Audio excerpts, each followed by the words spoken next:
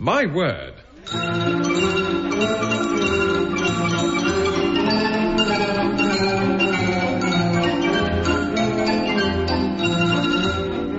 panel game devised by Tony Shrine and Edward J. Mason. Dilys Powell and Frank Muir challenge Anne Scott James and Denis Norden in a game about words, with Jack Longland in the chair.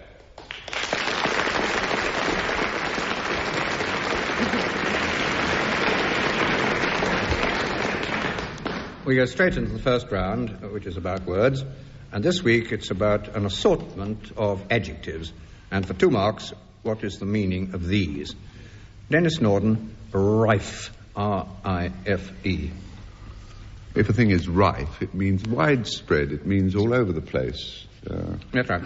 Anyway, it's widespread, prevalent, especially used of rumours and reports, and I think infectious diseases, which we needn't go on with. Anyway, 2 marks. They're all similar anyway. It's Dutch, apparently, and then Old English, for anybody who wants to know. Dilys Powell, your word is eponymous, E-P-O-N-Y-M-O-U-S. Something to do with a name. Yes. Somebody's name. Eponymous, not his real name. Is it, Tom Jones, the Tom book. Jones. Really? So Tom Jones is a character. Oh, yes. It's the character, yes, it's the person or character who gives his name to something else. Absolutely right. And there are all sorts of examples. There's Raglan and Mackintosh and Chesterfield and Ohm and Ampere and there is also, as I think you know, Dilys, they every now and then invented a chap because they'd had the name already, like that bit of Greece they call the Peloponnese, and having called it Pelops' island, they had to invent a character called Pelops in order to fit it. Did they? Yeah, that's right, yeah. The other one is of that ilk. The Scots have it too. 2 marks. Frank Muir, Froward, F-R-O-W-A-R-D. It's a misprint for forward. Forward with the people. Yes. It's a lovely word, Jack. Nice. It's lovely, if only, because I know what it means. and forward means sort of argumentative.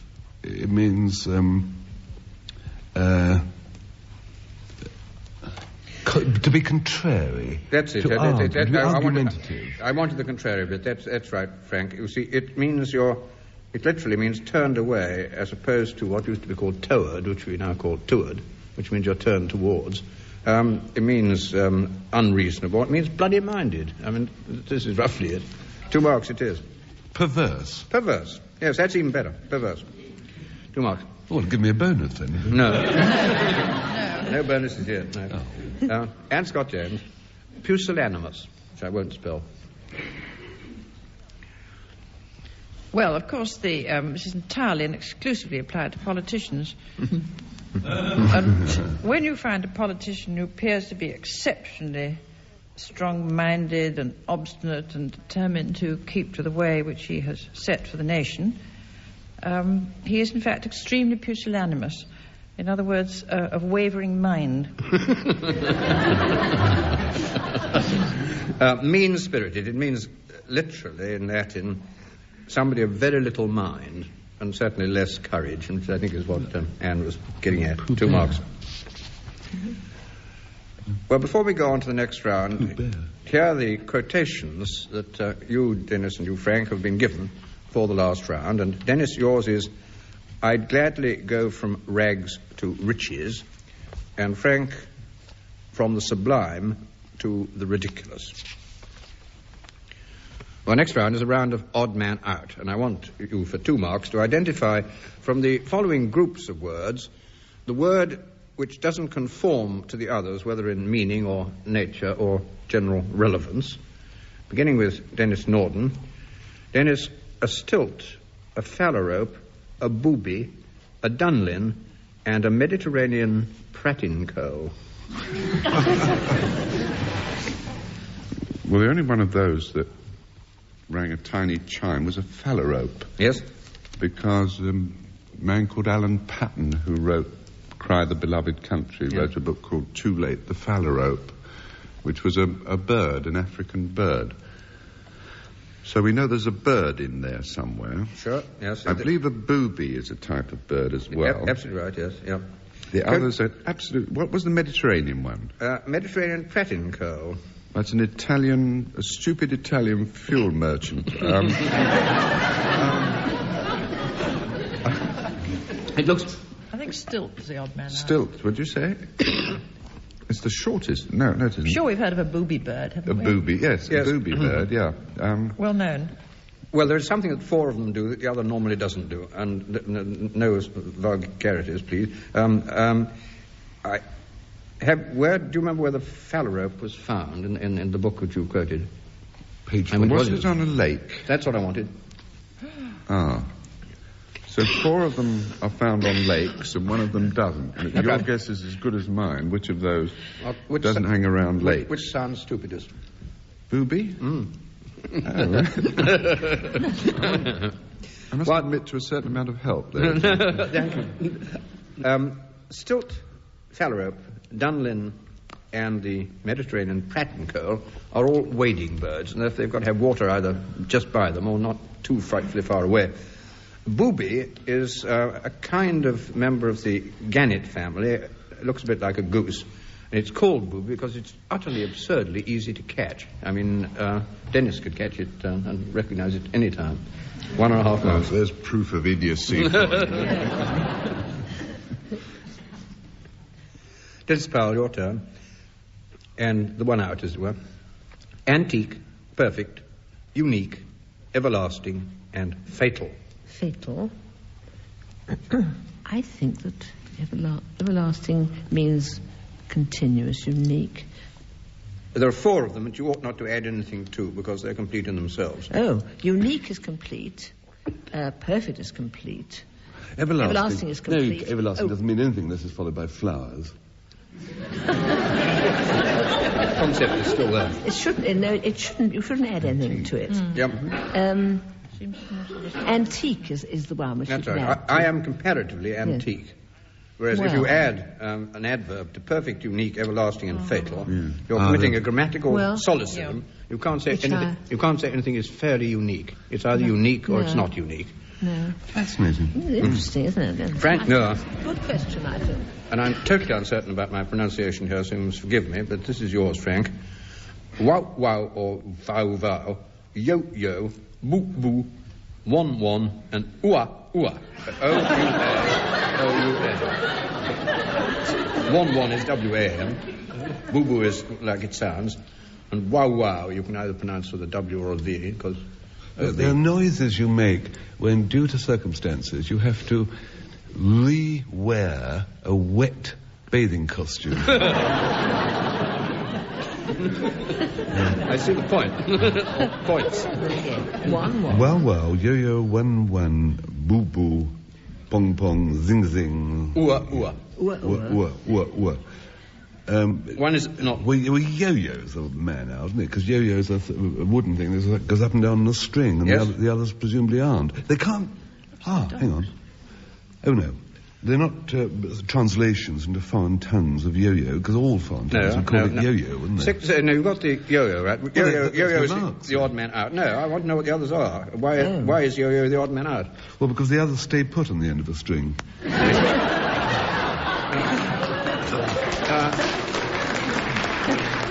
Frank, a balloon, a kitten... Frank, if it's your Afghan hounds, I don't think they do stay still on the end of your string. They're dog Cries noises. made by dogs. Wah, wah. Yes, that's right. Ua. Mine never says ua. No, it isn't the right... It isn't the right nationality. Oh, one. Oh, wow. Are they sort of onomatopoeic? Yes, that's right. Things of dogs barking? Yes. Like bow wow. That's right. The bow wow translated into various tongues. Don't you remember? Absolutely right. When we did this, we once... Remember we did a series called How to Be an Alien, and we wanted to make the point that foreigners were not just born in different countries, they were absolutely different from us in that they didn't hear things properly. That's right. And so we found out one of these onomatopoeic words. I think it was for the noise. For example, I know in French they say rataplan for the sound of a drum. That's right. So we set ourselves a task of ringing up the embassies. And we rang the Italian embassy, the French embassy. We said, what do you say for the noise a dog makes? You see? And they thought we were CIA. This is right. I think you creep home to your 2 marks because you got there in the end. Respectively, apart from Yo-Yo, which is a children's toy, as Frank quite rightly said, Wow Wow is a German dog, Boo Boo is an Italian dog, Wan Wan is a Japanese dog, and Wah Wah is a little French dog. And a even smaller French dog is a wee wee. We pass on rapidly to Anne Scott James. And your words are foot, goose, tooth, house, louse, and mouse. Goose. Foot, goose, tooth, house, louse, and mouse. I've been given an extra word. Odd man out, yes you have. Yeah, you get mark and a half for that. Yeah. Well, they all seem working to me extra to have a words. sort of animal content, don't they? I mean, a foot animal. If you did playing animal, vegetable, mineral, they'd all be animal except house. They're all animate. Now, this is irrelevant.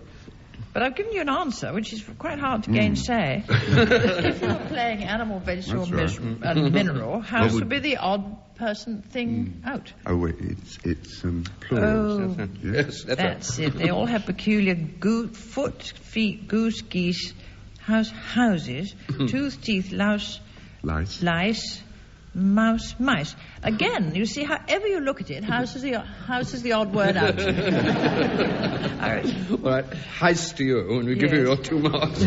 Bingo.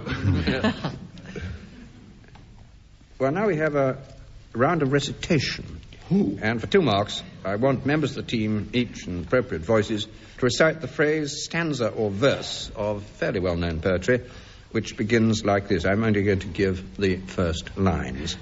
Denis Norden, O woman, in our hours of ease, Uncertain, coy, and hard to please, when pain and anguish wring the brow, a ministering angel thou. You've left out 2 in the middle, but it was a very good shot. And do you remember where it comes from? No. That's all right. I didn't ask. I can't take any marks from you because I didn't ask that. It would be nice if you knew the 2 middle lines which you've left out. No, after. I don't. What are they? I'm going to give you 2 marks. Claim them, Jack. O woman in our hours of ease, uncertain, coy, and hard to please, and variable as the shade by the light quivering aspen made, when pain and anguish wring the brow, ministering angel, thou, Walter Scott, Marmion, Lochinvar. But I think you've got quite enough of Is that. it hours of ease? Or I always thought of it was in our hour of ease. But is it hours of ease? Yes, I looked that up. It is. Oh, young Lochinvar has come out in his vest. Wearing this tonight. So we go on to Dilys Powell. Oh, wild west wind, I'm bound to call it, because there are rhymes that come later. Oh, wild west wind. Thou breath of autumn's being. That's right. Is that enough? Can you go on a bit longer? Try recite a little more. Something about behind somewhere. Oh, what a bind. Yes.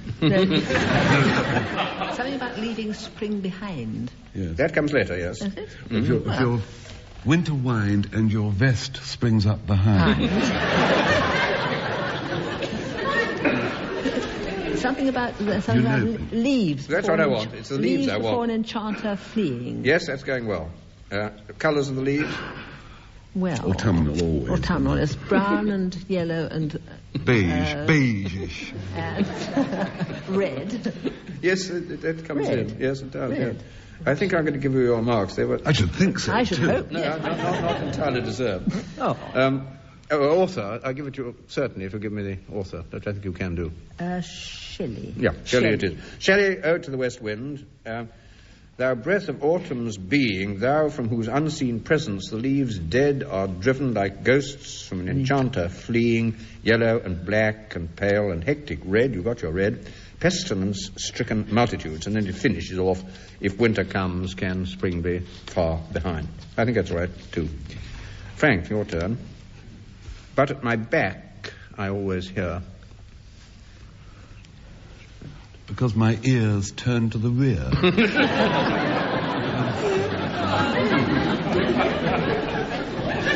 But at my back, I always hear Time's winged chariots hurrying near.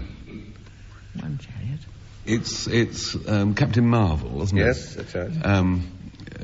To his coy mistress. Yes, that's going well. 2 marks. And now Anne Scott James. Full many a gem. Go on, Jim. Dennis. You know what my poetry knowledge is. This is the elegy crisis.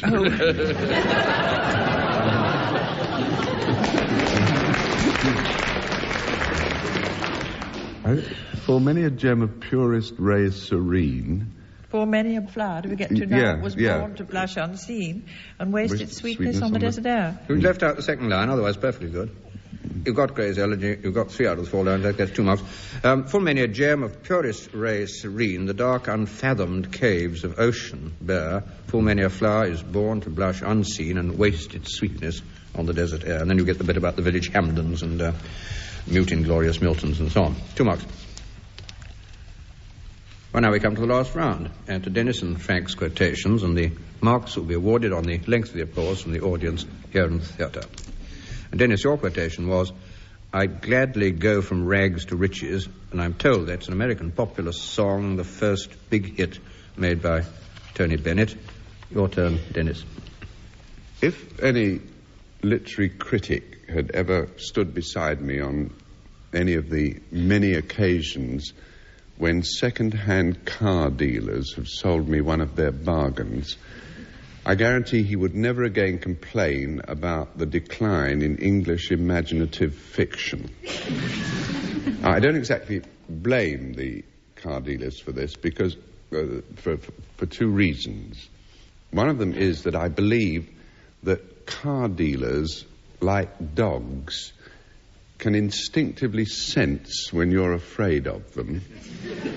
And secondly, that because of the fact that I happen to be sort of technologically retarded, any car that I bring along to trade in with them is always such a clapped-out wreck that any substitute is likely to be an improvement. I'll take, for example, what happened on my last transaction. The car that I'd been driving was not only well past its first blush of youth, but it had developed several of those disabilities which I mentioned.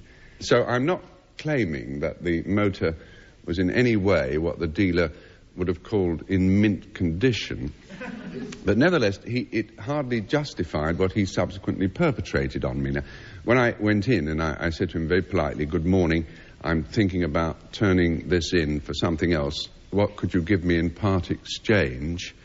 He looked at me, looked at it, and then said, "How about a ballpoint pen?" And while I was still cringing from that, he took me over to a bright red saloon car, lifted up the bonnet and said, "Cast your eyes over this, Squire.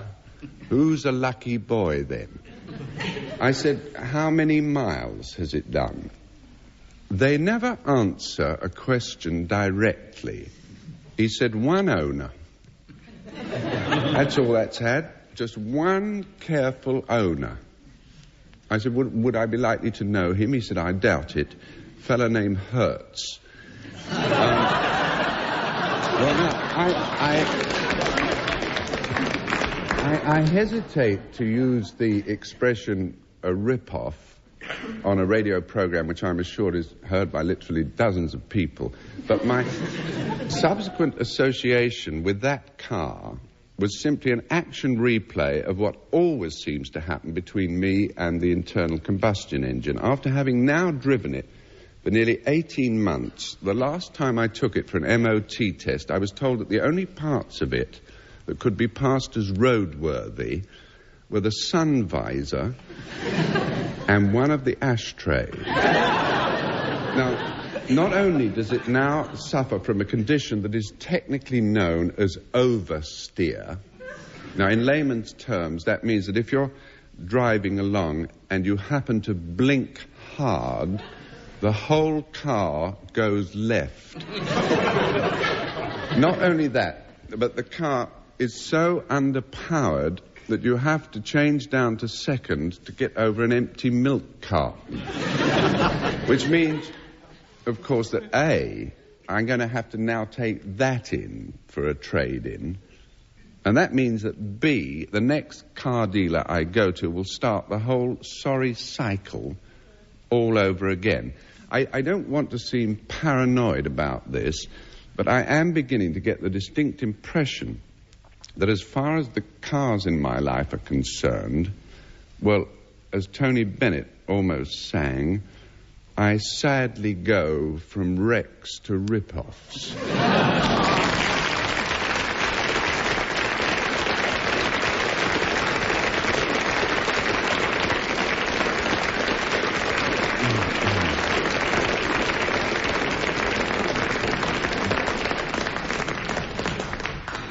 Certain amount of sympathy in that applause, I think. And now we go on to Frank Muir. And if you remember, his quotation was from the sublime to the ridiculous, and the quotation ends, though Frank won't use this, is but one step, and the author is alleged to have been Napoleon. So from the sublime to the ridiculous, Frank Muir. Those of you who enjoyed Anne Scott James' superb book about Sissinghurst and the garden there, was called The Making of a Garden, will be most interested to hear that my wife is going to do the same sort of thing. She's going to write a book about what I've done to our garden at home. And I was trying to, when she told me this, I was trying to think what I'd done. And really, I can't see it'll be quite the same book as Anne's. I'm not really a gardener. And with flowers, they're such illogical things, aren't they? I mean, gardens are illogical things. I mean, 24 years ago, the first thing I did was do a daring experiment with our plum tree. We had... it was an old farmhouse when we moved in 24 years ago, and there's a standard plum tree, and I read somewhere in one of those gardening magazines one buys when one acquires a garden, that you can graft other things onto a plum tree. Other varieties of plum. So I got out the Basin bit, and I bored some inch holes all round the side of this standard plum tree. And then I sawed off some branches of other things, like from a branch of cherry tree and a branch of apple and things. You know, and I sharpened the ends, and I banged them into the hole with a mallet, with some good fish glue. And I sloshed a nail in on them to hold them in, you know, like a handle into a broom. And you know the most extraordinary thing? It didn't work. Not only did no apples and plums and cherries grow on the thing, but these branches that I'd grafted died. And the whole tree, from being a standard, sort of toppled over sideways and was extremely substandard. It was very worrying, and I was then banned from mucking about with the trees and was demoted to mowing the lawn. And then I was set to landscape the garden a bit, and I thought as we came in the front gates, instead of the gates being on rotten old wooden poles, I built brick piers, which I did. I built the brick piers, and I was putting some cement on top, because you've got to put something on top to stop the water getting into them. And I used quick-drying cement. Now, the puppy at that time was... the Afghan was, I suppose, about 2 months. And Afghans love sitting on tall things. Anyway, I spread this quick-drying cement on top of the brick pier, and the phone went, and I had a rather long phone call. And when I came in, I'd cemented the puppy to the top... I cut him away. I thought that was the best thing to do, you know, with scissors. But funnily enough, we still hear about our brick gatepost. Only the other month there was a snapshot of it in Country Life, in that little correspondence column. And they said, have any of your readers ever seen anything like the enclosed, which photograph I took whilst motoring through Surrey? I've seen gateposts growing lichen and things, but never fir.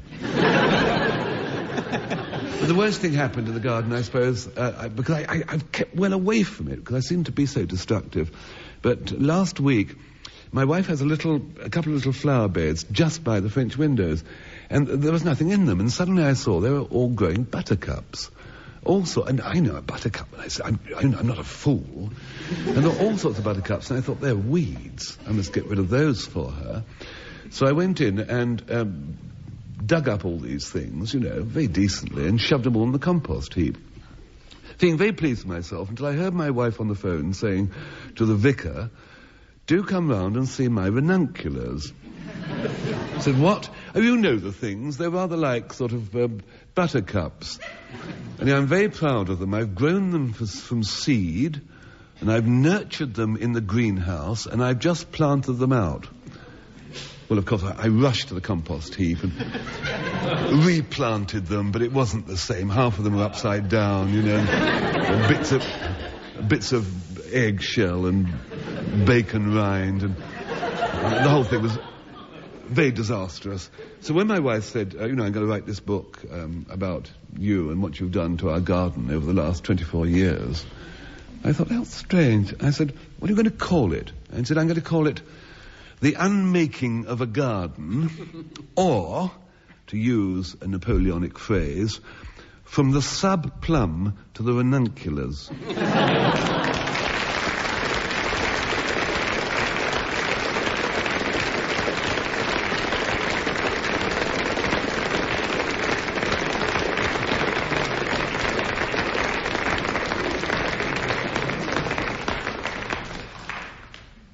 Well, ladies and gentlemen, by your vote, Denis Norden wins the story, but Dilys, Powell and Frank Muir win the contest as a whole.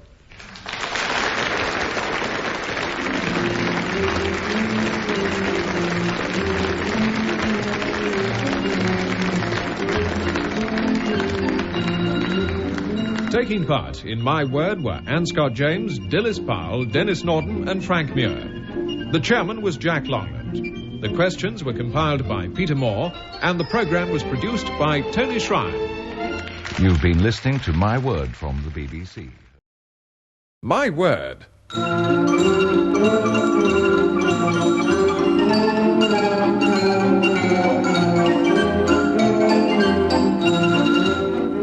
panel game devised by Tony Shrine and Edward J. Mason. Dilys Powell and Frank Muir challenge Anne Scott James and Denis Norden in a game about words, with Jack Longland in the chair.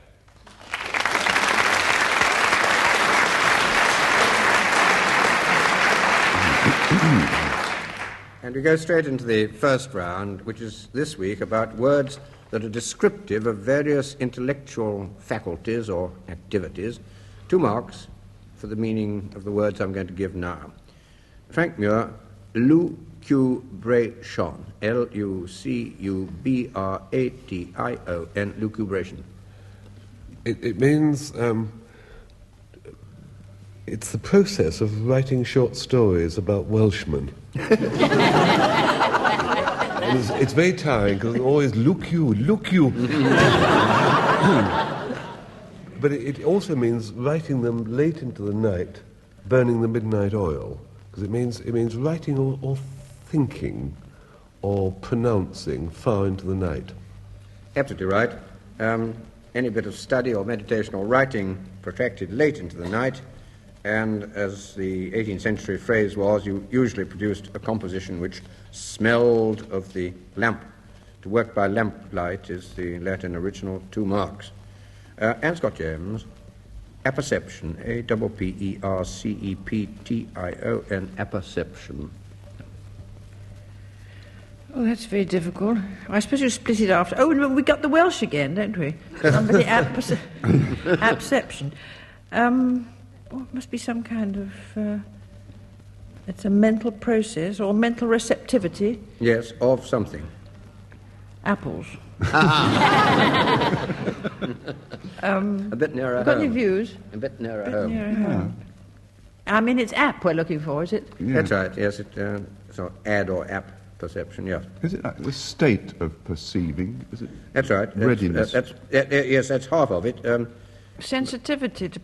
Yes, but what you're looking at, this is very internal seeming. Inside yourself? That's right. Narcissist sort of... Oh, you've got it, have you? Intellectually, don't think about... Intellectual narcissism. Oh, dear. Oh, wait a moment, let's have another go. Well, it's the opposite to being out-looking, to being inward-looking, is it? Yes, you're getting awfully close. I don't think I can give you more than 1.5, Anne. All right. It's the mind's perception or awareness of itself as a conscious agent, thinking things and doing things. It's a particular kind of self-consciousness. And you would very likely to disappear suddenly up your own awareness. A remark which almost any respectable philosopher would reject, but still we go on. Denis Norden, polemics. Oh, polemics is a word I find distasteful. It's a word that was invented by politicians to dignify the kind of brawling they go in for up to the status of a skill or an art. It's debating at the top of one's voice. Yes, I think that's very good indeed, Dennis. 2 marks straight away. The practice of controversial argument, it happened particularly in the old days in theology. I don't know if the theologians do it so much now. And doing it, as Dennis Scott rightly says, in a thoroughly aggressive manner. 2 marks. Dilys Powell, sophistry. Sophistry implies a kind of falseness that you're disguising something under other words. Yes, that'll do. This is a word which has gone downhill. It originally referred to a class of paid public teachers who taught rhetoric and philosophy in ancient Greece, and some of them cheated, as Dilys suggests, and therefore were examples of specious but fallacious reasoning, and often intending to deceive. 2 marks, Dilys. That's what might be termed a fun round. Yes. Well, before we go on to the next round, here are the quotations you've been given for the last round of all. And Frank, yours is, "There's a breathless hush in the close tonight." And yours, Dennis, is, "Two's company, three's a crowd." Well, now we have a round of popular misquotations, that is, of sayings which are probably more often wrongly than rightly quoted. This is the programme. 2 marks, if you can correct the error. Frank Muir, "Alas, poor Yorick, I knew him well." That's not right. No. No, that's wrong. It's alas, poor Charlie, I knew him. No. Or, no, it's alas, poor Yorick, I knew him, comma, Horatio. Well done. Really well done. Fellow of infinite jest.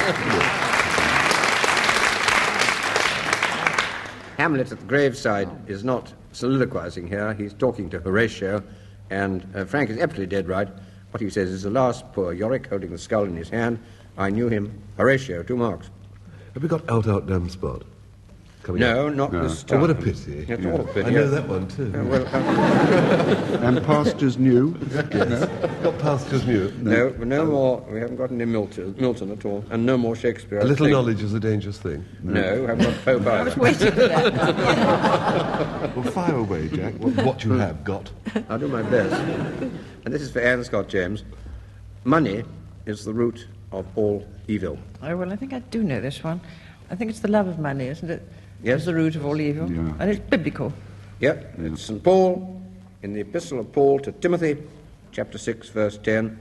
"The love of money is the root of all evil." 2 marks. There's nothing wrong with money itself. No.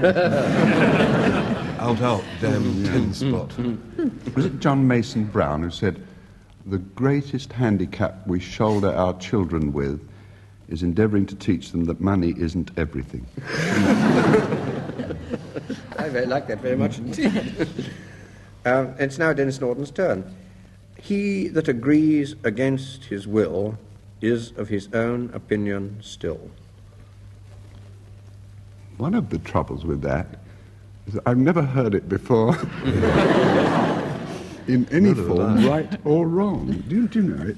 Well, I'll tell you, it up in your life, eh? It comes in Hudibras, and so I'll give you that. Because I don't care if it comes in dark green with matching accessories. I've never heard it, Jack, so I really can't help you with it. Try and guess which word is wrong. Well, it shall sounds we? all right, doesn't it? It Yes, makes sense. I've been looking He for it. that Well, give me a synonym for agrees. Agrees, yes. He that gives in against his will. Something of that sort. Yields. No, That wouldn't scan. Two syllables, no. Yes, that's right. It makes sense as it is, doesn't it? He that agrees against his will. Can you agree Conforms. against your will? Conforms. One. You're getting quite close. It should be he that complies against his will is of his own opinion still. That is, he's being sulky and still thinking what he did think, though he doesn't say so. It comes from Samuel Butler's Hudibras, and now on to Dilys Powell. When Greek meets Greek. Yeah, this one. No. Joins Greek. Frank says it means joins Greek. Is Yes, he right? how many Greeks would you like to Then have? starts the Greek, tug of war. one Greek. No, we know a lot of Greeks. Not with the tug of war. Yes. But, When Greek Joins Greek, Then starts the tug of war. is it? yes, but you don't have a team of only Greeks. two in the tug of war. No, that's right. Greeks. Yes, I think you creep home. It's when Greeks join Greeks, then was the tug of war, and it's a rather sort of not terribly well-known playwright called Nathaniel Lee, and my sources are at variance on this. Some say it comes from a play of his called The Rival Queens. The others say it comes from a play of his called The Alexander the Great, so I don't know which. Anyway, 2 marks. Well, now, a quick round of terminology supposed to be used, or actually used, by tramps. Words from their private language, which they have in order to defeat the rest of us. And I want, for 2 marks, you to hazard a guess at what these might mean in everyday English. Frank Muir, you start, and yours is a cackleberry. B-E-R-R-Y.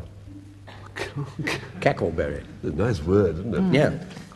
Well, a cackler was thieves' slang for cant, for an actor.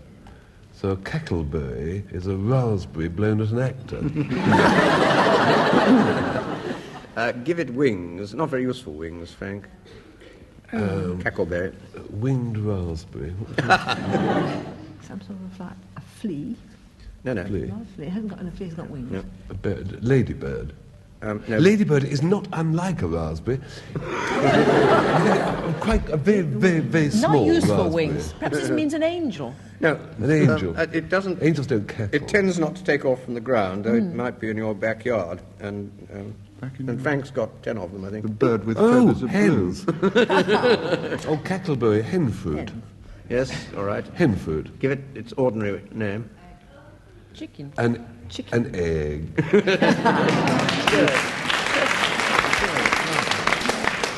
Egg it is, like hen fruit, 1.5. Samuel Butler II, not the Hudibras man, wrote that a hen is only an egg's way of making another egg. Yes. Yes, It's the latest advance in genetic science. That's right, it is. It's Absolutely taken right, hundreds of Dennis. years to work that one. Anne Scott James, your phrase is to sling the guff, G-U-W-F. To sling the guff. To broadcast. Well, it could be that. Is a tramp.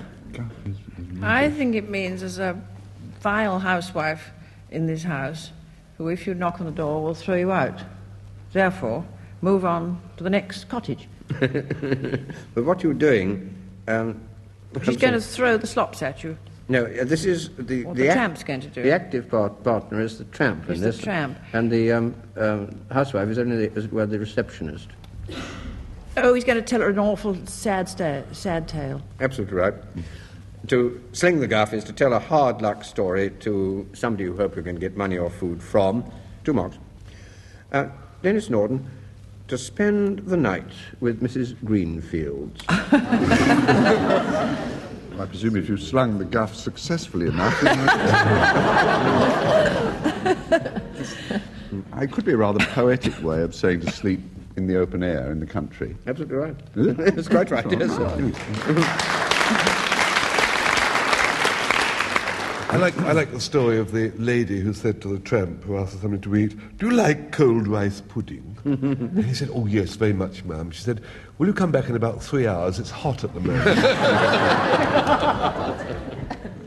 Well, to spend the night in Mrs. Greenfield's, or sometimes to spend the night in Mrs. Green, is, I think, a New Zealand tramp's expression, and it's the English one, which you use quite often, is Star Hotel, which is much the same thing. That's nice. Now, Dennis Powell, yours is a hay burner, Hay hyphen burner, a hay burner. Hay burner. Something to do with a night out? No? Not nothing to do with a night out. Nothing, I think, no, with a night out. A night in. It's a night in. What a night... No, I should be giving it away if I say that. What is quite often associated with the night? Cold. Yes, sleeping. Or heat. Sleeping. K. I think a knight? Yes. A knight. Oh, a night burner. A knight. A knight burner. How did he get around? On a horse. So that's what I wanted. He wants a horse. A horse. A night burner is a horse. I haven't the faintest idea why, I don't but believe I am it told anyhow. that this It's a horse. tramp's expression, a hay burner, refers to a horse, and you can leave out the night, that's all right, but there it is. A hay burner. Hay burner, 2 marks. Mind you, if you bump up and down practicing trotting when you're not very good at it, it produces heat and agony and Certainly stuff. does. Anyway, 2 marks. So we come to the last round, and to Frank and Dennis's quotations, and the marks will be awarded on the length of the applause from the audience here in the theatre. And Frank, you'll remember your quotation is, "There's a breathless hush in the close tonight," which is a poem by Henry Newbolt. I think the series was called Vitae Lampada, and if anybody wants to come round to me afterwards to get the translation, I'll give it to them. But Frank. If Sir Henry Newbolt was to enter the studio this evening and say, "Are you all sitting comfortably?" I would say, "Yes, I am, sir. I am Sir Henry. For the first time in my life, I'm sitting comfortably. I really am, sir." Because it's this underclothing thing, isn't it? They are really most frightfully badly designed. The Greeks didn't have underclothing. Warring people. There were efforts made, you know, in medieval times or the late 15th century, in the Teutonic areas of Europe. Experiments were made with a great innovationist in making metal underpants for men. They were experiments conducted by a man you probably heard of. He was the founder of modern astronomy, called Copernicus. But men didn't need them, you see. And you take warring people like the Scottish clans. I mean, they were tough. They had these heavy kilts around them, you know. And when they went to sleep at night, they just pull off their plaid cloak, wring it out in the icy waters of a burn, wrap it round them and go to sleep. You know, and they were the founders of the Coldstream Guards. And your ordinary Scotsman with his kilt didn't wear anything beneath it, and it didn't need to, except in the icy parts of winter, when more elderly Scotsmen can be seen gathered together on the grill above the baker's shop in Prince's Road. But when I was a young lad, one wore underpants made of knitted wool. They were all right except they itched. My early childhood was spent rushing around Broadstairs and trying to find an empty place in the bandstand or something to have a good scratch with these woolly underpants. But now I wear what are called briefs. They have French name like Homme and Louis, and they cost the earth, and they come in 3 sizes: too small, too large, and the intermediate size, which I have, which is too small when you buy them, and too large after 3 washes.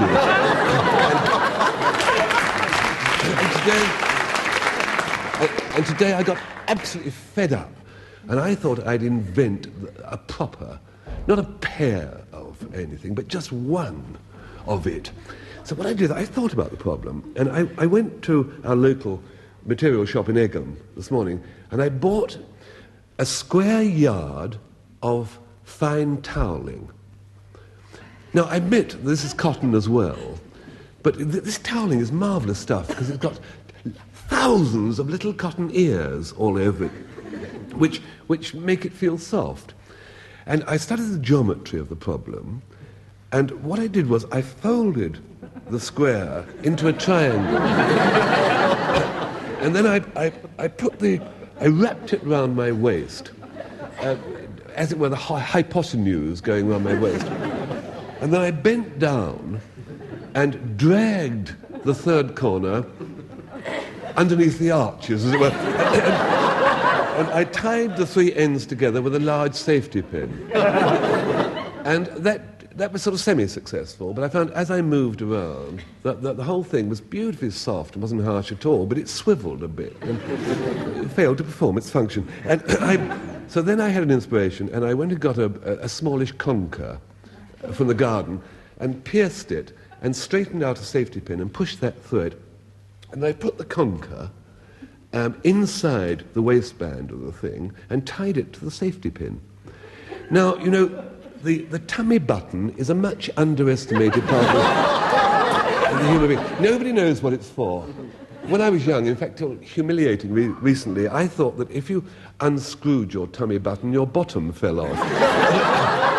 But I've since discovered this is only an old wives' tale. But it is a beautiful dent. And I found that by having this conker fixed inside the waistband of this triangular piece of it settled into the tummy button, you know, like as though it was into a socket. And the whole thing was steadied.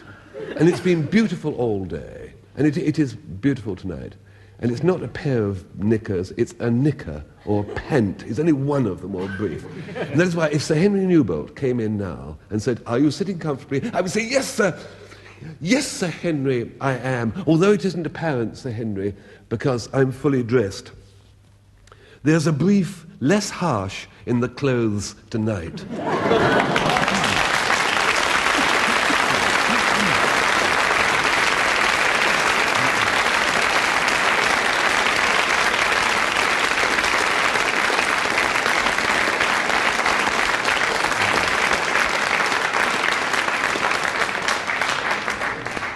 I hope no enthusiastic mum will start fitting her baby's nappies with conkers after that story. And we go on to Denis, and if you remember, his proverb was, "Two's company, three's a crowd." Well, now, in the first place, you must remember that not only had I just come out of the RAF, but I was now really getting rather desperate for a job. So when the man behind the counter at what was then called the Labour Exchange, when he said to me, "Can you do impressions?" Well, it was a natural misunderstanding, really. Thinking that he'd got into his possession some kind of documentation on the recent success I'd scored at the Other Ranks Christmas concert at RAF Compton Bassett, I naturally answered, "Yes, I can." It was only when the address that he dispatched me to turned out to be a firm that manufactured false teeth. It was only then I realized that the impressions that he had in mind were the ones that your dentist makes with that pink kind of waxy stuff that he crams over your gums in order to determine the shape of your artificial choppers. So, although I felt a bit of a nana turning up there at that factory with my Maurice Chevalier straw hat and the Marlene Dietrich wig, nevertheless, as soon as we'd sorted out the misunderstanding, I found that the work was actually rather interesting. It's true that my own contribution to it involved little more than going round the various dentists collecting these wax impressions. But what happened whenever I bought one back was that a plaster mould would be made of it. The mould would then be fitted with this special plastic stuff, and after the plastic had been baked very hard, the resulting teeth would then be placed inside a specially designed refrigerated room where they would remain for 8 days at a temperature of -30. Now, it was that last part of the process which had made our dentures the only ones on the market with a 50,000-mile warranty. Because at that time it was such a startling scientific breakthrough that we used to get professors of dentistry from all over the world just coming along to our workshop to have a deco at it. But just the same, I doubt whether I would have remained apprenticed there, but or to use the more appropriate word, indentured. I doubt whether I would have remained there any length of time if it hadn't been for the girl who worked as the receptionist for a certain expensive dentist in Portman Place. Her name was Eleanor, and not only was her complexion like sugared almonds, but she had a figure of the type that could drive a man 4 inches into soft ground. And what's more, there was every indication that she fancied me. She said to me, "Do you know why I look forward to your coming here every day?" She said to me one morning I got there. She said, "Because you've always got a smile for me." Now that happened to be true in a very literal sense. Because besides picking up the wax impressions from her, she was the one to whom I surrendered the daily deliveries of sets of dentures, you see. But while I was still reeling under the impact of this unmistakable encouragement, she lowered her voice and said, "Why don't you pop back this evening after surgery hours?" Which I did. Now, what transpired there, on that wide, leather-padded dentist chair, it would be neither seemly nor gentlemanly to go into any detail about in a program like this, but suffice it to say that after her dainty heel had kicked the chair to fully tilted, she stretched herself back on it full length and murmured, "Remember, darling, be dental with me." Well, they always say that a chap never forgets his first time, and that's certainly true for me. Don't get me wrong, I'm not referring to Eleanor. I'm talking about the first time a chap gets charged with manslaughter. Because that's what happened, you see. The reason being that when I rushed out of the false teeth factory that evening, so overwhelmed with passion was I'd slammed shut the door of that refrigerated room, neglecting to check whether there was anybody inside it at the time, which there was. The 75-year-old head of the Orthodontic Research Center at Schleswig-Holstein.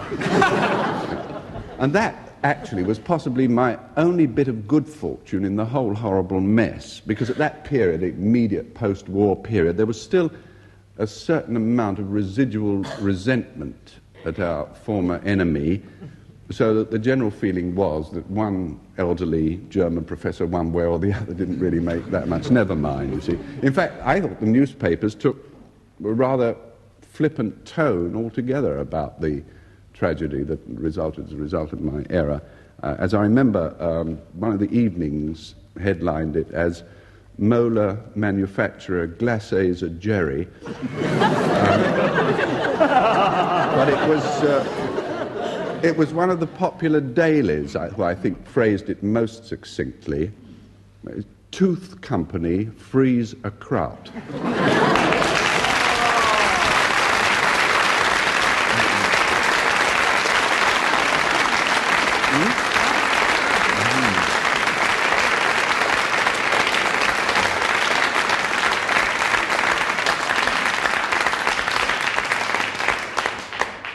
I thought it was a thoroughly immoral story. And by your vote, ladies and gentlemen, Frank Muir wins the story, and he and his teammate, Dilys Powell, also win the entire contest, and that brings to an end this edition of My Word.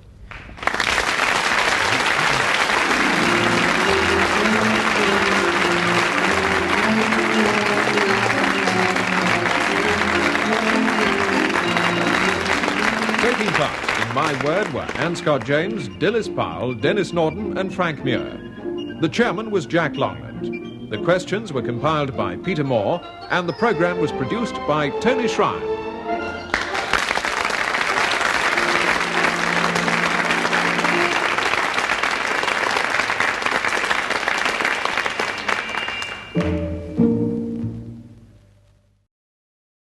My Word.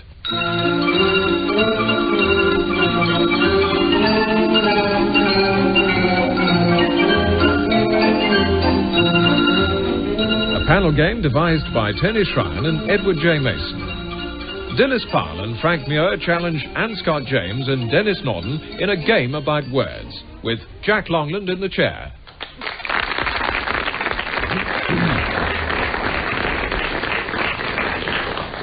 We go straight into the first round, which is about words, in this case about compound words formed by joining two words to combine their separate meanings.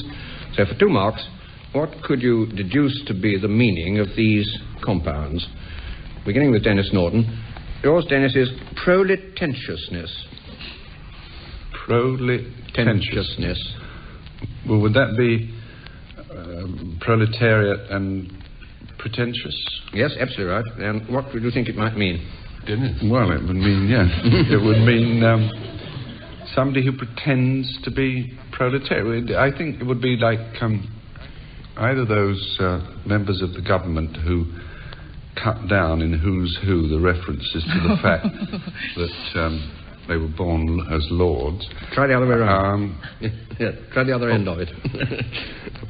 Or it could be the other end of it. People who aren't proletariat but claim to be, like when you go to RADA and you articulate well, they teach you how to speak improperly for modern playwrights. I think that's good enough, Dennis. The definition I've got here is, particularly in literary and artistic circles, in which I don't normally move, a tendency to boast of real or imagined working-class origins. Proletentiousness. 2 marks. Dilys Powell.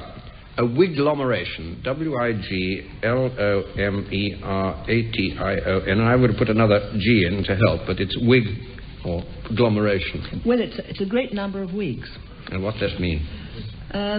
It means a collection of judges, or a collection of 18th century characters, or wearing wigs. Yes, don't stick in the sort of field of judges, but not judges only. Judges and. Well, it's a long time since I've been in a court of law. A gossip of barristers. A gossip of barristers, says my learned friend on my right. I think that's about right. It is, in fact, it's Dickens, and it's in Bleak House, and he's trying to animadvert upon the extreme expensiveness of going to law at all.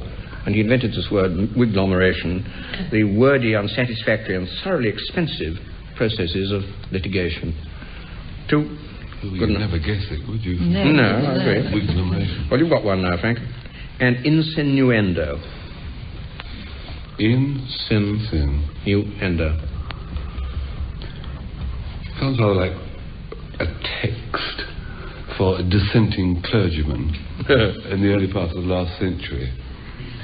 In virtue you may be born, but in sin you end. But it's not, is it? No. It's innuendo, one feels, must be the blunt end. Yes. So insinuate. Insinuate and innuendo, which in fact you can do, can't you? Yes, you can do it, and I think that's good enough. It's Sam Butler. Can't touch you for it. Sam Butler, in 1903, a slighting reference that is just on the edge of being defamatory. You probably would not like to go to a wigglomeration in order to win your case. Not quite near enough. 2 marks. Anne Scott James, the beerage. B-E-E-R-A-G-E, beerage. Is that a joined-up word? Sounds like one word to me. It is, but... Well, it means a frightful temper when you've drunk too much. No. No. Anything to do with a bee? Let's try that. Split it somewhere differently. An angry bee buzzing away. No, it's... you're in the wrong house. I'm in the wrong house. Not in a beehive, then. You got any thoughts? Would it be beer and peerage? That's right. Oh, the drunken members of the nobility. No, you mustn't say that. I can't see what's wrong with that. No, but not on beers. Sure. Not on beer. It was a particular kind of getting ennobled. Ah, is this 19th century? Does it mean a nouveau riche who's made his pile in brewing? Yes. And gives his money to the party funds and gives them a peerage, of course. Absolutely dead right, Anne. That's what it is. This is a fairly naughty insinuendo. That class of prosperous citizens of commerce, particularly in brewing, who achieved ennoblement, despite vulgarity, by purchasing their peerages direct. You can't do that nowadays. 2 marks. Before we go on to the next round, here are the quotations for Frank and Denis for the last round of all. Denis, yours is, what shall we do with the drunken sailor? And yours, Frank, fools who came to scoff remained to pray. And round 2 is a round of rather idiosyncratic poetry. 2 marks if you can, from the sound and style of these quotations, identify the poets who wrote them. Denis Norden, with 12 great shocks of sound, the shameless noon was clashed and hammered from 100 towers. 12 great shocks of sound, the shameless noon. Yeah. Clashed and hammered from 100 towers. Well, there's onomatopoeia. Yes. And there's alliteration. Yes. So, I would say 19th century poet, and all the clashing and the... Could be Swinburne. Earlier. Young Swinburne. Mustn't mislead him. I thought it was Tennyson. Yes. Yes, lake water lapping, but yeah. Oh, it's right. Anne's got it right. Anne's got it right. It's Tennyson, but it's from the poem Godiva, and it's therefore Coventry. 2 marks. Dilys Powell, on a sudden open fly, with impetuous recoil and jarring sound, the infernal doors, and on their hinges great harsh thunder. Sounds like Milton to me. It is Milton. It is Milton. Try the poem. Paradise Lost. Well done. 2 marks. It's book 2 of Paradise Lost. It's the gates of hell grinding open and letting all the fallen angels out. Frank Muir, ringed round with a flame of fair faces and splendid with swords. Alliteration again. You've said it already. Oh. Haven't said anything. Well, that's my 1 mark. Next round. I said what? You said who it was, but to the wrong bit of poetry. They don't listen to us. The young. Oh, Swinburne. Totally unswinburne. Not entirely. It's daughter of Death and Priapus, Our Lady of Pain. It's Dolores. I helped her a lot. Daughter of Priapus, a bit more Swinburne. Yeah. Give me that bit. Well, it's splendid and sterile Dolores if you want it. 1.5. I helped a bit. Anne Scott James. And still she slept an azure-lidded sleep in blanched linen, smooth and lavendered. This sounds like a pre-Raphaelite. Could it be? Earlier. Oh, Keats, could it be? Yes, it is. Oh, yes, rather high over, but too purple, isn't it? Very purple, overblown, indeed. yeah. The whole thing is purple, almost all the way through. It's the girl whose lover brings her a sort of cornucopia of fruits and sweets and whatnot in the Eve of St. Agnes. Anyway, you got your Keats, 2 marks. Purple poetry. Very purple. We go on to a round of origins and derivations, and for 2 marks again, how did the following words or phrases originate, or from what did they derive? Denis Norden, your name is Mud. Oh, I would really think it originated from... It's a kind of self-explanatory. I mean, it's not a terribly nice thing to be called. When you say your name is Filth or something like that, but Mud is anything with you in it, according to the Sunshine Boys, is a funny... Yes, but poor chap, he was Mud in 2 senses this time, Denis. Oh, was an actual person? I've never heard of anybody called Mud. My daughter... Yeah. Sally Muir apparently has a rather illegible signature because she wrote after something and it was sent back to Sam Mudd. Could it be my daughter? Absolutely right. Yes, absolutely right. Well, it's Frank Muir's daughter, henceforth my name shall be Muir. But the odd thing is, it was a Dr. Samuel Mudd who attended on... Uncanny, isn't it? This is an unfortunate medical practitioner at the other side of the Atlantic who, in innocence, attended on a chap called John Wilkes Booth, who just killed President Lincoln, and in escaping from killing President Lincoln, he'd broken his leg.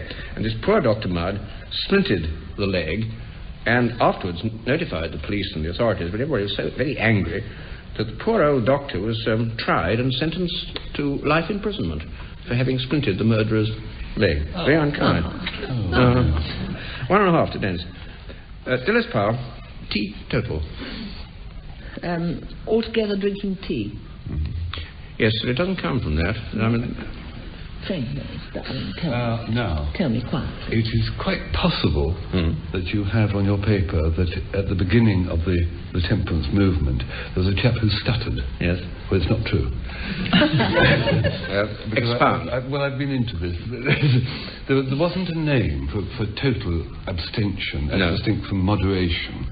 And the name teetotal arose, and there's a kind of myth arisen that there was a chap who stuttered at one of these meetings, and he was mocked by journalists because he said our ban must be total abstinence. But it is a myth, which I think we should keep because it's much better than the truth. It's a nice story, isn't it? The Chambers' dictionary mentions it, and Frank's quite right. It doesn't actually say this is true, but this is the most common attribution. There's a chap called Joseph Turner who lived at Preston in Lancashire and was attending a meeting in 1833 in favour of total abstinence, and this is why they said the word arrived. But I think Frank is probably right, and that this is only an attribution and not necessarily correct. Much more fun. Anyway, 2 marks because Frank knew it all. And it's your turn, Frank. Like Billy-O. Well, it means with great energy and speed. Yeah. And William of Orange. Jolly nice idea. I'm going to give you 0.5 mark straight away. I think it's wrong. But it's anything. Almost anything with William of Orange, I agree. But this is very like the last question which you were helping Dilys with. And in this case, it is said... Is it a person? Yes. Oh, is it? A rather nice character called William something. William O. William O. It's the story of the story of William O. Yeah. Oh dear, I find it very hard to mark this one. Well, full marks and then, No, we give you a mark we're going on with. It's alleged to have derived from a chap called Joseph Billy-O, and he really was called Billio. He was a Puritan hot gospeller, came from Malden, and he was noted for the great zest with which he pursued his convictions and his congregation and the rest, preaching like Billy-O. 1 out of 2.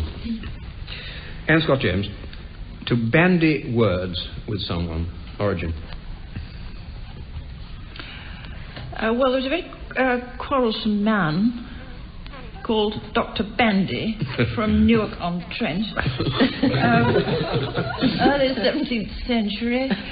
Rather sort of interesting family. He was a member of the church, and his bishop very much disapproved of all the rows he made. And from Dr. Bandy comes his phrase to bandy words. I thought that's what you would say. I think you've got to try again.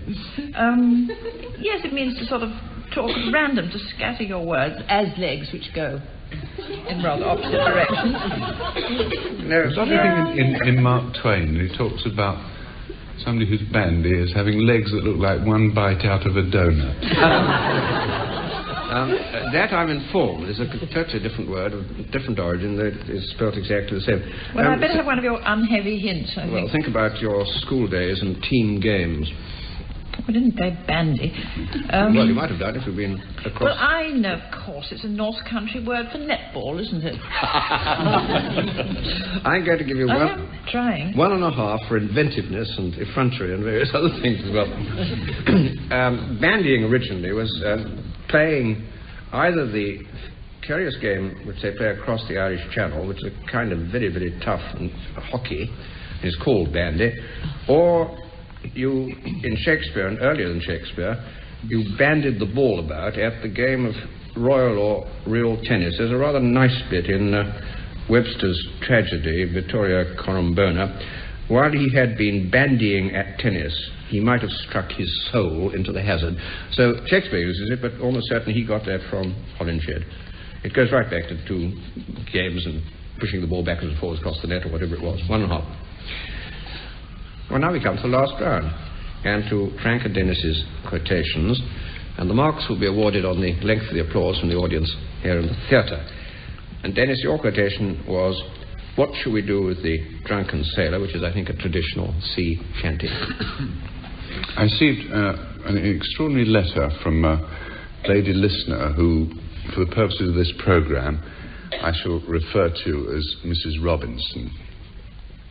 Although, of course, that's not her real name. Her real name is actually Alice Tozer. But Mrs. Robinson, as we shall call her to preserve her anonymity, wrote to me and said, "I cannot thank you enough for helping my gloxinia to blossom again." And my first reaction to that, of course, was, I've never even met the girl.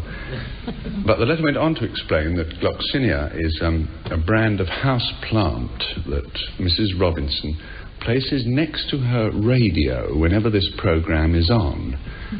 Because apparently when I'm telling my story, something about my voice makes this plant perk up. Well, of course, this letter raised the whole question of something about which I myself have always been very sceptical, this theory that if you talk to a plant, it helps it grow.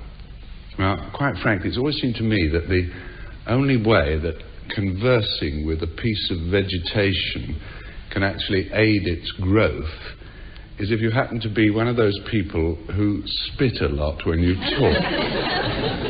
But after receiving a letter like that from Mrs. Robinson, I thought the least I could do was to put the theory to the test. So the past few weeks, every morning before I get dressed, I've been coming downstairs, positioning myself in front of the windowsill where we keep our house plants, and talking to them.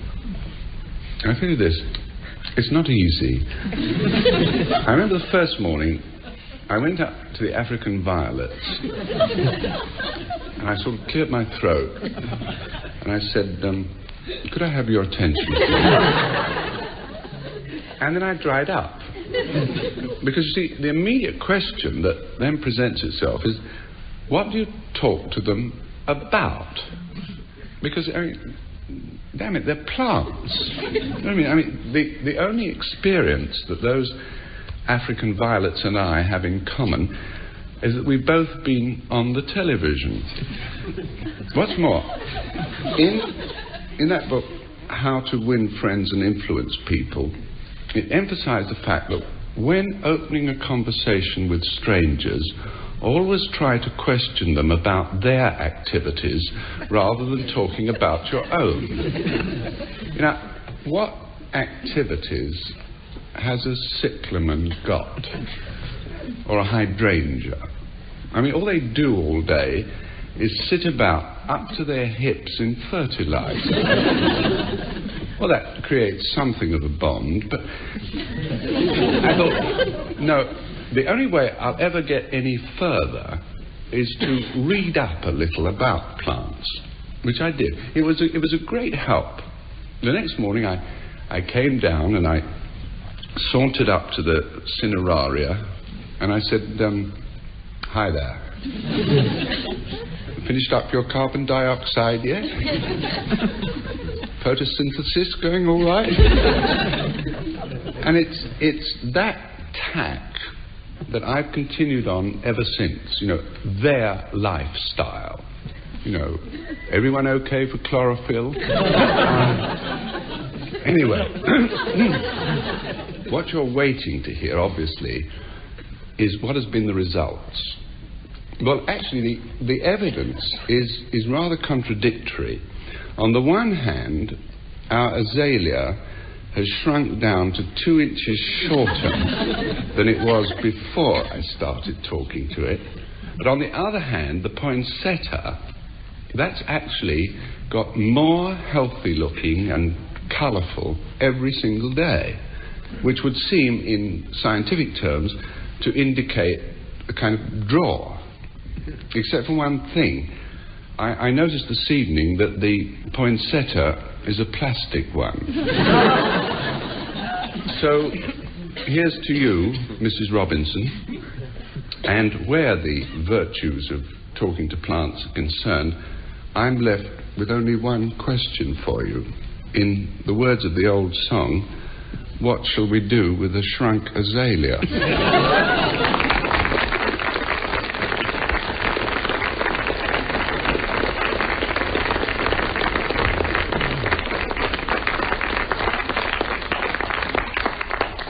Well, I was hoping one of them was going to grow at least 18 feet high. We're fooled. Now, Frank Muir, and if you remember, his quotation was, "Fools who came to scoff remained to pray." The interesting thing about the word scoff is that nowadays it means to eat. Do you know where the word comes from, where this meaning of the word comes from? It comes from that very famous chef, one of the most famous chefs who ever lived, Auguste Escoffier. Now, he lived at towards the end of the 19th century and into the Edwardian period, and he was chef to Russian noblemen. He then became a chef to the army of the Rhine during the Franco-Prussian War, which is terribly dull, because he had to serve up food to Junkers, who had a very sweet tooth, and all they wanted was yam tarts and Junket. Ginger biscuits. And his fame rested on the invention of the peach melba. Now, when he was really quite old, about 85, something like that, Escoffier decided to retire to the New Forest. He said, all I want now is to retire and have the animals, the furry animals, all around me. Not people anymore, but the animals. I want them not in the garden, but in my house. In my house. Pas auprès de moi, mais tout près de moi. Right with me. So he went to the New Forest, this retired old chef, and he bent a few wattles and tied them together, and he pasted over them some copies of the Sunday paper full of scandal and half-naked ladies. Well, anyway, he made himself a rude hut. And in his hut, he settled in. But no animals came. No buffaloes, no elephants, no eagles, no rabbits, not a tomtit. He said they're absolutely devoid of the animals he longed. So to while away the time, he decided to make another kind of dish, invent another kind of dish. He ordered 1.5 tons of fresh avocados. He got these avocados and he filled them with all sorts of stuff. He tried all sorts of combinations of things. He got an old chamber pot and used that as a kind of rude casserole.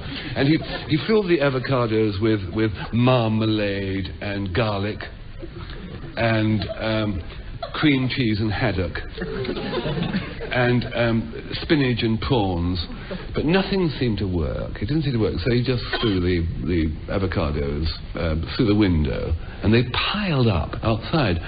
An extraordinary thing, animals started to come to the hut, the animals he wanted. They were water voles. Now, I didn't realise that water voles liked avocados smeared with marmalade and various other substances, from spinach to haddock. But apparently this was so. And the water voles not only came to scoff at Monsieur Escoffier's food, but they came to love the old man. And they went into the house, and they bred there, and they lived with him in this sort of paper house. The poet Thomas Hardy got lost one day, and he knocked on the paper and said, "Excuse me interrupting you, Dorchester?" And the old boy said, "Hyde Park corner, and you go up towards Hyde Park Lane, and it's on the right." And he said, "Oh no, the town of Dorchester." And he says, "I don't know." And Thomas Hardy, the poet, looked at this man who was covered in water vials, or whatever the plural of water vials is, on his ears and in his beard and sitting on his head and perched on his shoulder. And the old man explained how all his life he'd wanted to live amongst these animals, who he said the way they'd come just to eat, and they'd stayed and bred in his house and lived with him. And Thomas Hardy went outside, and tears came into his eyes, which I think was partly the smell. You get 139 water voles living in a Sunday newspaper house. It gets a bit acrid. But Thomas Hardy went outside, very moved, and leant against the wall outside, which is very unwise, because he went through it. He picked himself up and leant against the door jamb, which is more solid, very moved, and he thought, what a marvellous thing that was, the story of that old man. He said, it's rather like a quotation from Oliver Goldsmith. Voles who came to scoff remained tout près.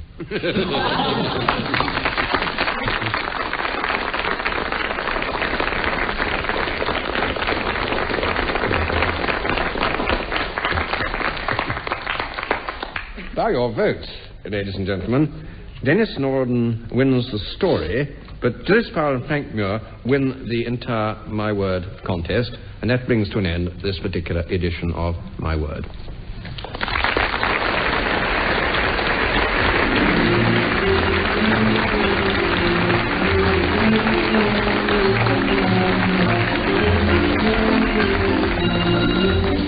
Taking part in My Word were Anne Scott James, Dilys Powell, Denis Norden and Frank Muir. The chairman was Jack Longland. The questions were compiled by Peter Moore, and the programme was produced by Tony Shrine. My Word.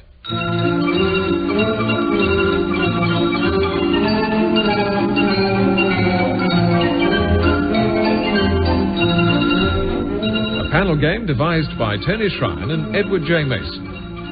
Dilys Powell and Frank Muir challenge Anne Scott James and Denis Norden in a game about words, with Jack Longland in the chair.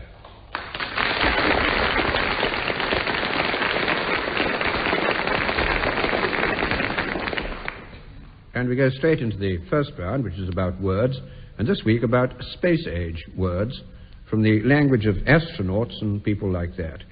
For 2 marks, what's the meaning of the following? Beginning with Frank Muir. Frank, yours is a ufologist.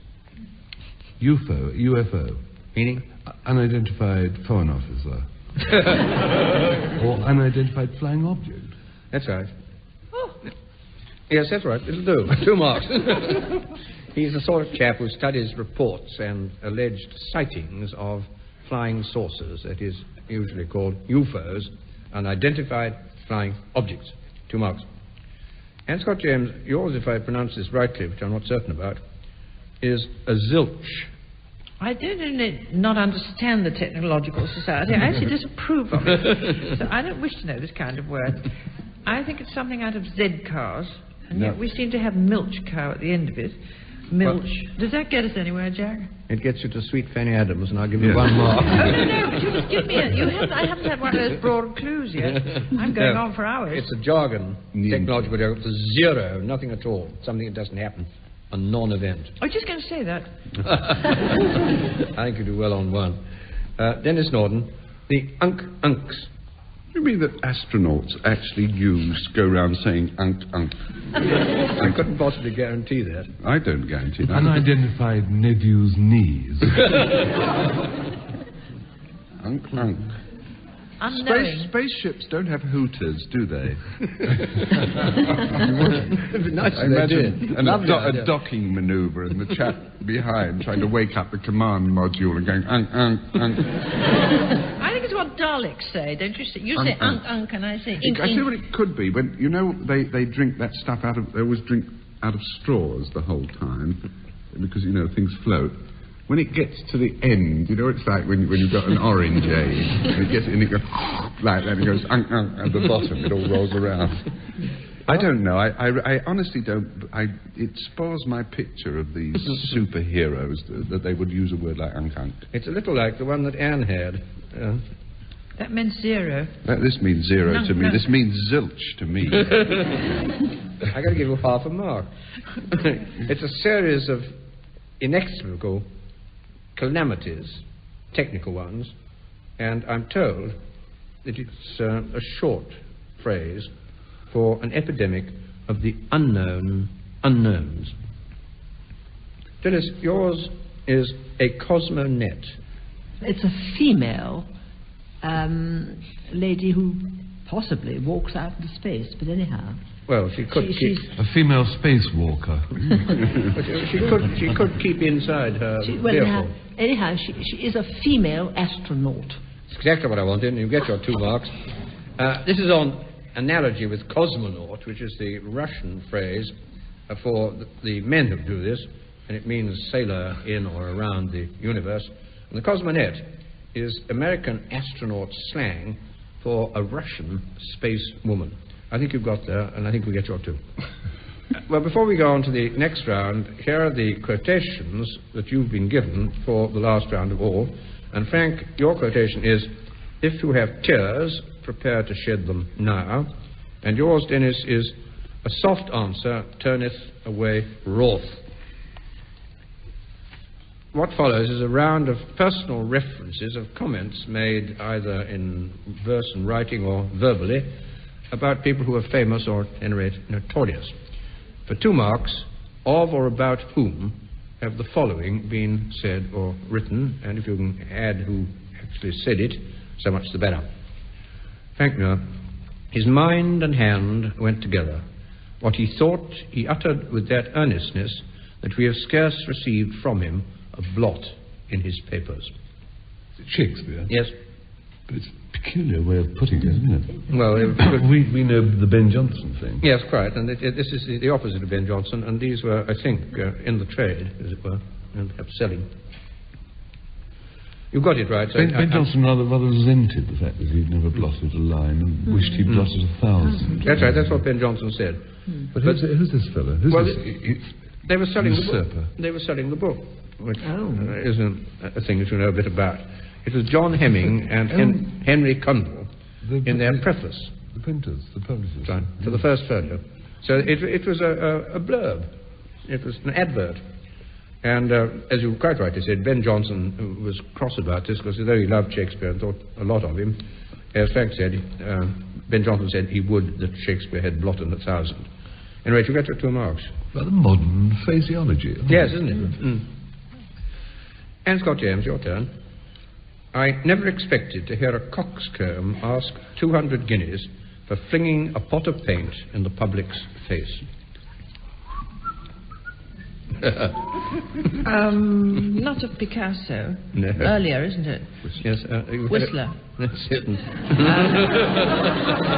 of cheating going on. Do you remember who said it?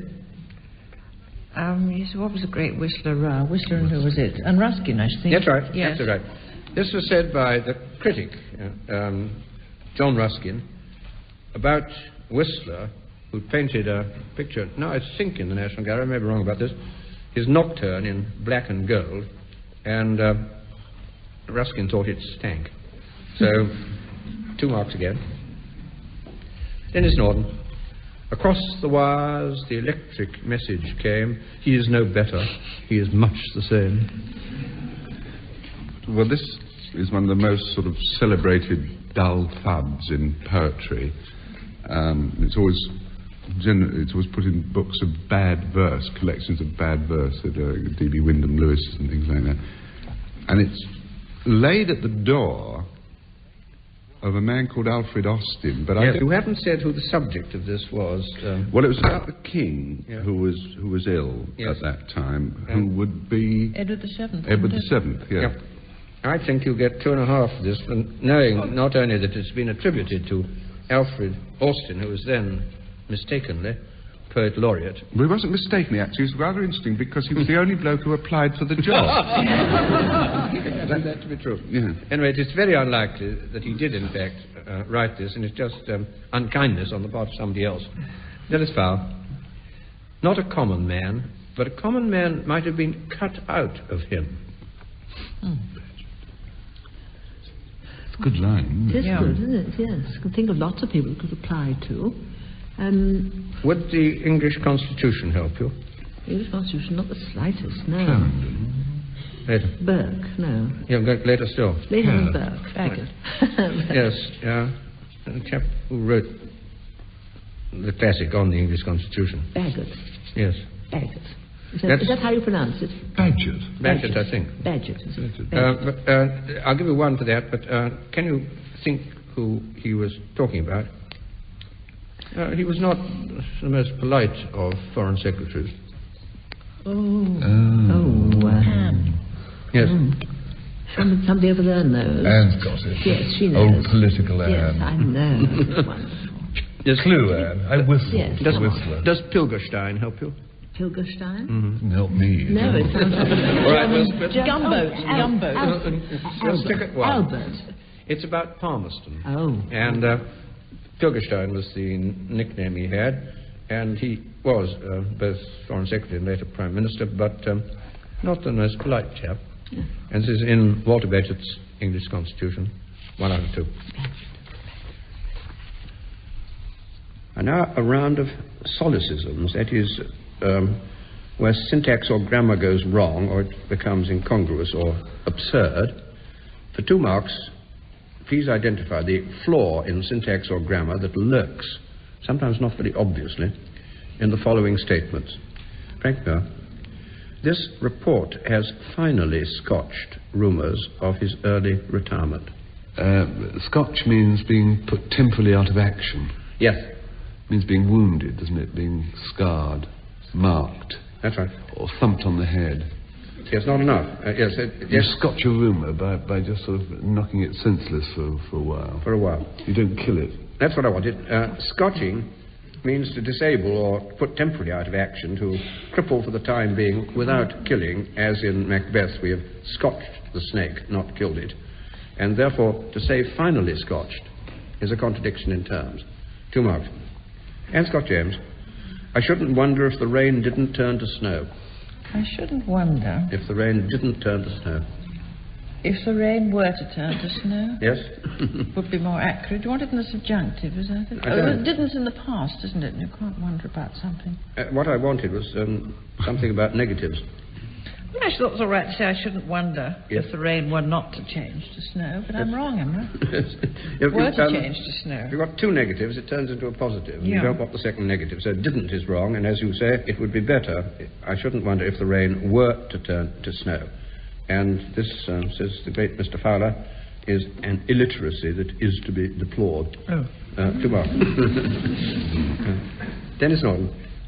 Such was his self-esteem that he remained oblivious to criticism and impervious to insult. This is a fairly narrow point, this one, Denis. I think they've all been fairly narrow points. Actually, I'm still wondering about that snow, actually. Yes. Because you can wonder that the rain does turn to snow. Yes. Oblivious of, I would think, but I would think that colloquially it would get by. It doesn't get by Mr. Fowler. No. I think that's it. Oblivious means forgetful or no longer aware, and therefore the preposition following ought not to be to, but of. Oblivious of criticism, but impervious to insult, because impervious means you've got a suit of armour on and the arrow doesn't get through. I've always thought of Fowler as a very reasonable man, but I think he's got a bit pedantic now. I think usage has sanctified oblivious to by now. I'm sure it has, yes. Now, I said, that's why I said it was a narrow point and you got it right, 2 marks. And Dilys Powell, I think yours is almost narrower still, so I put it before you with that warning. Being of a mechanical turn of mind, he was always tinkering with old cars. I can't see anything wrong with it. Well, I wouldn't worry about the first half of the sentence. Tinkering with old cars. Yes. Tinkering with. Yes, that's right. Yes, that's right. I don't know. Tinkering on, at. Under.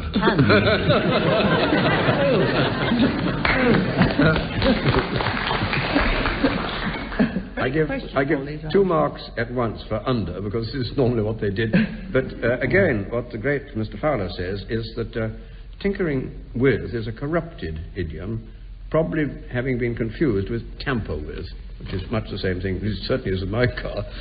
So that tinkering at is what it should have been. Though I'd accept tinkering at? Yes. This panel eschews. Instantly. I will quote the King's English by Fowler directly. Yeah, but we think there's room for bringing Fowler up to date. I dare say he's dead, so it's very difficult to do. We tamper with, but tinker at, a thing that is to be operated on. That's the key sentence. Anyway, you get your 2, because you've got it anyway, even if you've got the rest of it wrong, for tinkering under. So we come to the last round, and to Frank and Denis's quotations. And the marks will be awarded on the length of the applause from the audience here in the theatre. And Frank, if you remember, your quotation is, "If you have tears, prepare to shed them now," which is Mark Antony in Shakespeare's Julius Caesar. We are, at the moment, this programme goes on into the can, as it were, in winter. But it might well be received by our friends in other lands, particularly on the other side of the globe, when they are in hot weather. So I want to give them, those people in hot climates, the benefit of the experience I had of coping this summer with very hot weather. And I've got some very useful tips and wrinkles. Now, clothing. What you do is to go into your friendly neighbourhood ironmonger and get a device called a leather punch, which is like a pair of calipers, but it's got a device at the end which punches holes in leather. And you can get them to punch a hole about half an inch, third of an inch, the biggest adjustment.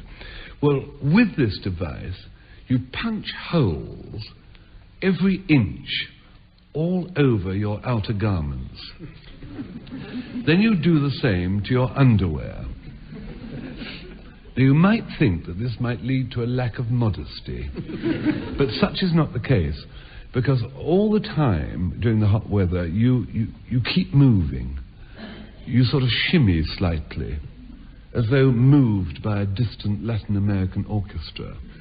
And in that way, the holes in the underclothing and the outer clothing don't coincide. But the worst problem, I suppose, in heat waves, very hot weather, is the car. Because a car, you know, is a great lump of metal, and metal absorbs heat. One of the problems with cars is they tend to overheat in hot weather and boil over. The reason they boil over is because the radiators are full of something called antifreeze, which has alcohol in it. It's water mixed with alcohol, and it stops the radiator from freezing up. But the trouble is with antifreeze is that it boils at a very low temperature. So you've got to fill the radiator with something with less alcohol. Now, of all the fluids in the world, which one do you suppose has most water and least alcohol? It's British keg bitter. So what you do is, if you can't get the car into the pub, is park it outside and run a plastic hose in to that wretched little plastic tap they have on the bars, and fill your radiator with beer. Beer. Now, the other thing is that the tyres of a car are a great problem, because air expands when warm, as we all know. I remember, before this problem was tackled, years ago in the south of France, on my honeymoon in Cannes, and the explosions of car tyres parked in the bright sun of the Mediterranean. The tyres were exploding right, left and centre. It was like the soundtrack of 5 minutes of the Battle of Alamein. But the French then discovered that the way to get over this is to cover the tyres when they're parked in the sun with little mats or even newspapers. But what I think we should do when we know we've got hot weather coming, or we're in hot weather, is to knit giant Highland bonnets. Just get a normal knitting pattern for a Highland bonnet, but use 10 times more wool and multiply all the things by 10. Then you get a huge tartan Highland bonnet. Place this over the wheel of the car with the pom-pom roughly where the hub is, the centre of the wheel, and with 4 of those you need have no worries that your tyres will remain cool. So all of you listening to this programme, in your heat waves, in those foreign countries, I do beg of you to listen to the words of Mark Antony. If you have tyres, prepare to shade them now.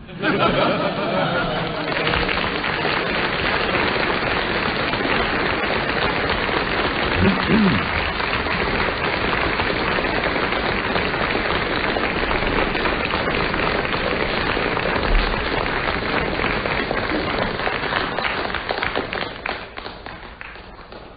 now we go on to Denis, and if you remember, his line was, "A soft answer turneth away wrath." Whenever I hear the arguments about progressive education versus the orthodox kind, I always remember that it was solely due to progressive education that I once burnt a dirty great hole in a brand new sports jacket. Now, if that seems to need a little elaborating, let me explain that from an early age, both my children were educated at a progressive co-educational day school, which for the purposes of this program I shall call King Alfred's. And as that happens to be its name, we might have achieved what's called a double bluff. All that the term progressive implied at that school, all it boiled down to there was that the kids didn't wear a uniform, they addressed the teachers by their first names, there was no corporal punishment, and discipline was maintained by a system of rewards, the most desirable of which at that time was the privilege of taking Squeaky home for the weekend. Now, in case some misunderstanding should arise on that from the opponents of progressive education, for the kind of Rhodes Boysons among you, let me hasten to add that Squeaky was one of two hamsters which were always kept on display in the biology lab at the school. For what educational purpose, I never quite found out. They were either there to demonstrate the reproductive processes or to teach the children how to store nuts in their cheeks. But the great thing was that every weekend, whichever child in the junior school was considered to have been the most progressively creative in the making of pottery ashtrays or blue denim credit card holders, that infant was allowed to take Squeaky home from Friday evening till Monday morning. Now, although I never quite understood why this extremely passive rodent held out such an allure for the pre-pubescent mind, I couldn't wait for it to happen to one of my children. The reason being that every parent to whose child this privilege had fallen had told me it assured you of one marvellous benefit. It kept the kids quiet on Sundays. Now, as at that time, not only were my two under 12, they also had a relationship between them that made Cain and Abel look like the Osmond brothers. I remember there was one Sunday when the younger one was sent into sobbing hysterics because after she'd accidentally dropped her loose tooth down the lavatory bowl, her brother had told her that the tooth fairy can't swim. Consequently, she spent the whole of Family Favourites shrieking, "I've drowned a fairy, I've drowned a fairy." So, as you can imagine, the Friday that the elder one was selected to be the keeper of the hamster, it was like winning the pools. In fact, when I woke up on the Monday morning, I felt so renewed and rested. I did something I hadn't done since they were 8 months old. I said good morning.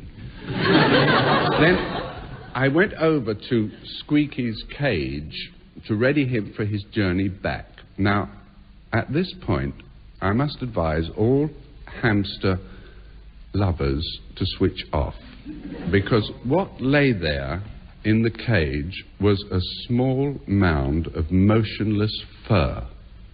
Squeaky would never squeak again. Now, it's all very well saying, "ah," but you consider where that left us, me particularly. Not only would my children be ostracized by every one of their schoolmates, but the whole household would be known throughout northwest London as the thrill-crazed hamster slayers. Right? So there was only one thing to do. Still in my pyjamas, I dashed out the house, drove like a maniac to the pet shop on the parade, hammered on the door. Now, because it was still only 8:15 in the morning, they hadn't even opened yet, so when the proprietor unbolted the door, he was in his pyjamas as well.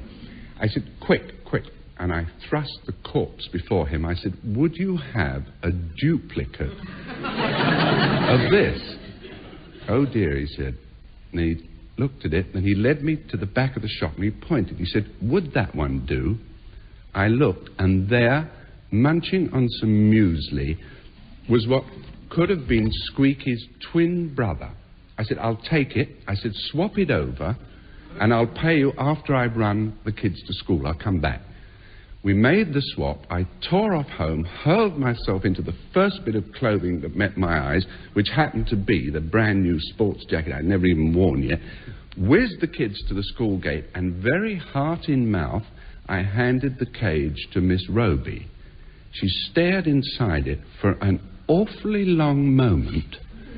Then she said, hello, Squeaky. Who's a clever boy, then? Throttling back the impulse to reply, me, I dashed back to the pet shop, and sagging on the counter, I lit up a cigarette and said to the man, how much do I owe you? He said, that'll be 8 quid, Gov. I said, what? £8 for a hamster? He said, no, for a Squeaky. I said, what do you mean? He said, you're the 10th King Alfred dad that's been in this term. He said, it happens practically every Monday. He said, I've had to buy in a whole stock of Squeaky duplicates. That was the moment when the cigarette dropped out of my nerveless lips. The hole that it burnt in my lapel was so conspicuous, I finally got fed up with having to give people the whole complicated story of how it got there, and I settled for just putting a tuck in the old proverb. A swapped hamster burneth away cloth.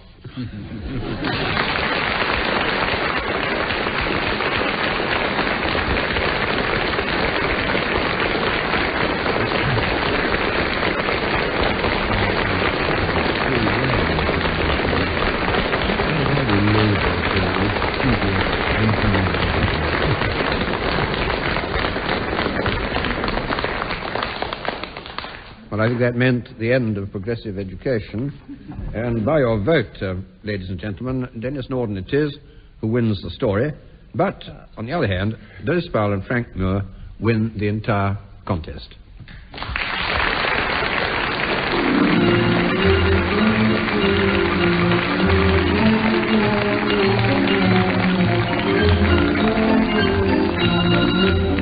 Taking part in My Word were Anne Scott James, Dilys Powell, Denis Norden and Frank Muir.